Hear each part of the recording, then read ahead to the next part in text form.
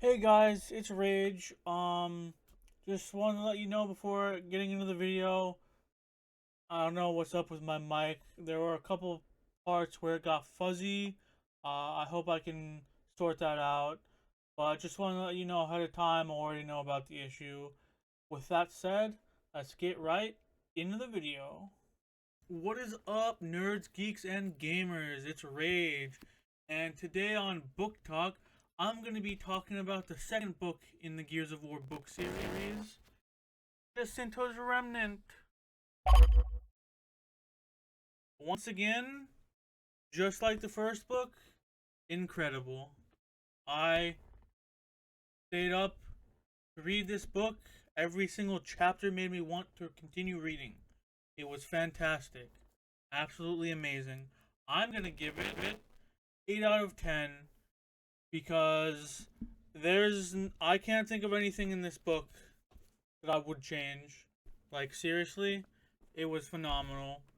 It takes place after Gears 2, but before Gears 3. Same with the next two books in the series, but it really opens up the world like in a big way. Like Gears 1 and 2 and the first book were all basically set around Jacinto and stuff like that.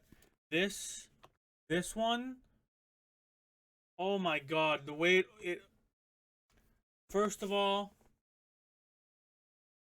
there's two stories in it obviously, like the first one. There's the section that takes place in the past and the section that takes place in the present. And the one that takes place in the past in the past um follows the people in power who activated the hammer strikes um, during the first year of the Locust War. It follows Prescott, Hoffman, Adam. It talks about why they decided to do it. It shows a little bit of how they dealt with the fact that they had to make the decision. Um, it really just it really just starts showing you more about some of the lesser explored characters like Prescott, um, Hoffman, and Adam. Even though Hoffman has kind of been a pretty big part of the world by this point, with being in Gears 1 and 2, and also having his section in the book. He's an integral part of the story. One of the most important characters, I would say, in the universe. So the past section of the book was phenomenal. You get to see a little bit of the world afterwards too, as well. After the hammer strikes. As for the present, once again, that's where the world really expands because with the sinking of Jacinto in the second game, now the COG and the Coalition, I'm going to use those interchangeably, but saying the Coalition or COG is the same thing if you don't know. The COG has to leave. Obviously, they sunk Jacinto to try and kill the Locusts. Um, so we learn more about how the actual hierarchy of the COG is set up, like the fact that they have an emergency management team. Uh, it turns out that they've had a navy. Well, I say navy; it's a couple ships really that have been fighting pirates and doing stuff like I assume locating resources around the world to try and ship back to Jacinto to help fund the war or to try and help provide for the civilians and the soldiers. But I don't know how to talk about this. It the COG ends up having to leave their area because winter is setting in and it's getting really cold, and they know if they try and set up at the abandoned military base that they, evacuated to, that there's going to be a large loss of life because they're not going to be able to set up buildings or tents fast enough to prevent the chill from killing, you know, elderly people and children and babies, and it's hard going to be hard to prevent the spread of disease and stuff. So they decide that they're gonna find somewhere more tropical to go to, and wouldn't you know it, Prescott freaking has a military base set set on a tropical island that was he it was supposed to be a biohazard, but it turns out there actually was no biohazard there, and it just slipped his mind until right now that they could go there to that island. And you know, I like it just blows my mind that Prescott is he's either giga-brained or stupid depending on how you look at it. But anyway, they go to the tropical island. Delta, of course, is sent to go scout it, and it turns out that the military base had a little town next to it that's been there since before the end of the Pendulum War. The whole biohazard thing was literally just fake. There was never a biohazard at all.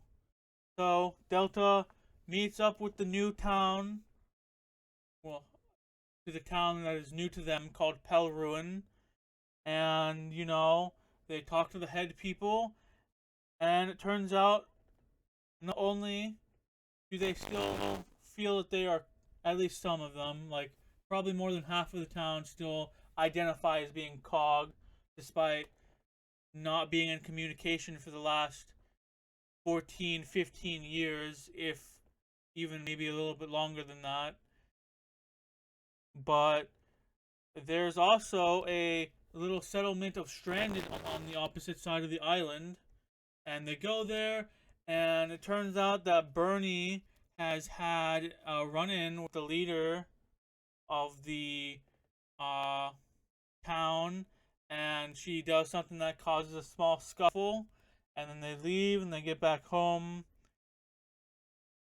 and now they have to worry about the Stranded, so they talk to the leader, and they're like, hey, they inform them about the Jacinto sinking and how they need to, bring people here. The term for it is they're refugees, right? But they don't want to word it that way to make it seem that way, because they're worried that the island inhabitants, even if they view themselves as Cog, are not going to be so happy having to accept however many times the population onto the island.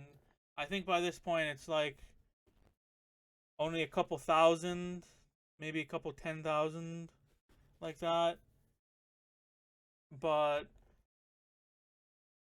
so they talk it over. Marcus and Dom are able to convince, because it was going to happen regardless, convince them that accepting the refugees is the right thing to do. And so they, inform COG leadership using radio, using the satellites to talk to them, to radio them, to let them know, yeah, you guys can come. And that night, they're guarding the town after the scuffle with the Stranded. They're a little bit worried, and then the Stranded do in fact try and invade the town to set fire to it and stuff like that, but they put a stop to it. Delta Squad is some of the most capable people in the universe. They pretty easily handle it, to be honest. And then obviously the rest of the book is stuff like making sure the logistics work out. They're setting up a new town called New Jacinto, I think, if I remember correctly.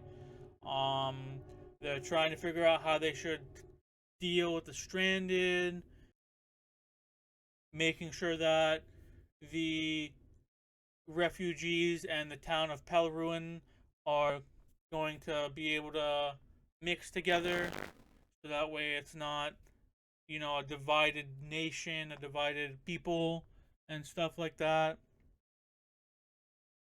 Like, oh my god, it's just so good, guys. If you like Gears of War, I cannot recommend these books enough. Like, I really can't. Like, Astro's Fields was a 7, and that was the first book in the series. And I promise you when I tell you, they just keep getting better. This book is amazing. Just like the first one, it's everything I wanted and more. And more. It was incredible. It opens up the world.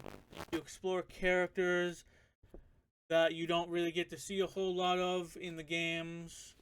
Um, it expands the universe of Sarah, and well, as I said before with Ashworth Fields, I didn't really feel like a lot happens between the first and second game. I also didn't think about it and didn't realize that a lot happens between the second and third game, because the way the second game leaves with all the ships and the third game starts with the ship, I literally thought it made a ton of sense that one flowed into the other. I didn't think there was anything in between, but there is. There's a lot. There's a lot in between. And oh my god, it's fantastic. And I don't want to get into the nitty gritty details. I feel like I've already run on too long. But the book leaves off with something exciting. Um, it turns out there's actually another set of people who aren't stranded or cog that have been managing to survive since the emergence day, and it's the Groznians. The Groznians have survived this whole time with not a peep, as far as we know, as far as in universe too, even from seeing Prescott.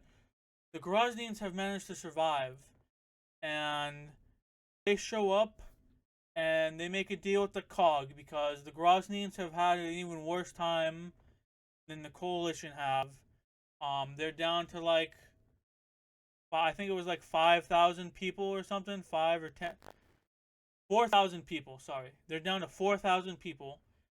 So they need to, in order to make sure that they, don't lose more people and that they can be safe, they make a deal with Prescott and the Coalition where they'll trade emulsion.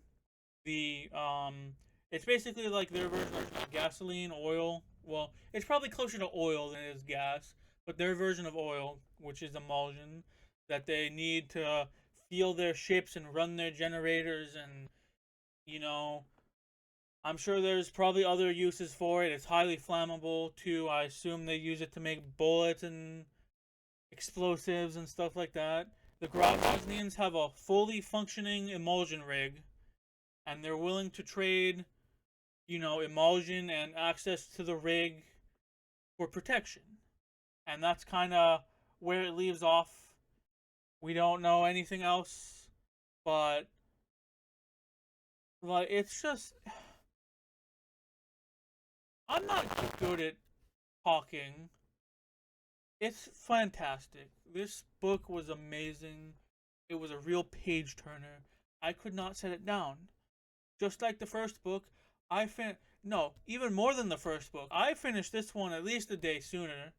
I only took like a day or two of reading to finish this. I stayed up like I read this book like 10 hours for 2 days, like 10 hours and 10 hours. I could not put it down. It was fantastic. It was fantastic. And you don't even need to read the first book to read this one, which I think is pretty cool, because I think that this one and the next two books, there are a trilogy of books. They all take place between 2 and 3. This is like, if you played the Gears of War games, you need to read the books. And if there was any singular part of the series that I would recommend that you read, it would be Jacinto's Remnant, it would be Anvil Gate, and it would be Coalition's End. Those three are like they're perfect. Like Gears of War, the trilogy is already regarded as one of the best trilogies in gaming. These books, I'm not gonna say are as good, simply because you're reading them instead of like being able to see them and interact with them in a more um I'll just have to say interactive manner. Like I hope you get what I mean. But this trilogy is fantastic. I could not if you're I've said it like 4 times at this one, I think. If you're a Gears fan, please read the books. Please. I have not read the comics and I have not finished the book series, but I can tell you it is money well spent. Please just read it. I'm begging you. I beg you, please, if you love Gears and you haven't read the books, please read them. Because it's gonna sound hyperbolic, but in my opinion, this book, everything I've just said, it's not even the best of the trilogy. It's probably third place. That's how good it is. So please, read the book. I know that, pretty sure there's ebook versions of it. I'm not sure if it's on Kindle, but if you can, buy yourself a physical copy or find an audiobook somewhere to listen to it.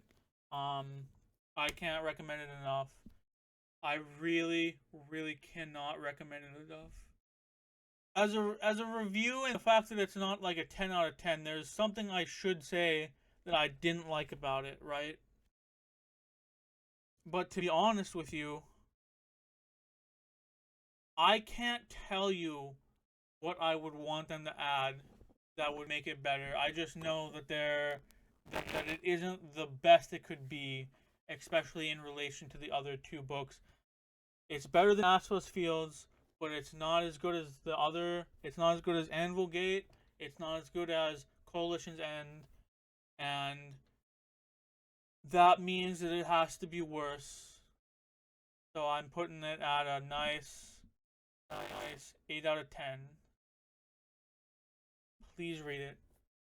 And if you've made it this far, please like and subscribe. I would really appreciate it. If you're a fan of books or gaming, I do, a lot of reading, and I'm planning on doing, eventually more than just the Gears of War series for book talk. And I've obviously uploaded a couple gaming videos. They're not like well edited or anything. It's basically just me making videos out of the streams that I've done. But I'd appreciate it if if you enjoyed this, if you made it this far, if you could just give me a subscribe at least. Um, get more, so that way when I upload more or stream, you can come and watch me. I'd really appreciate it. Thank you, and I hope you have a good day.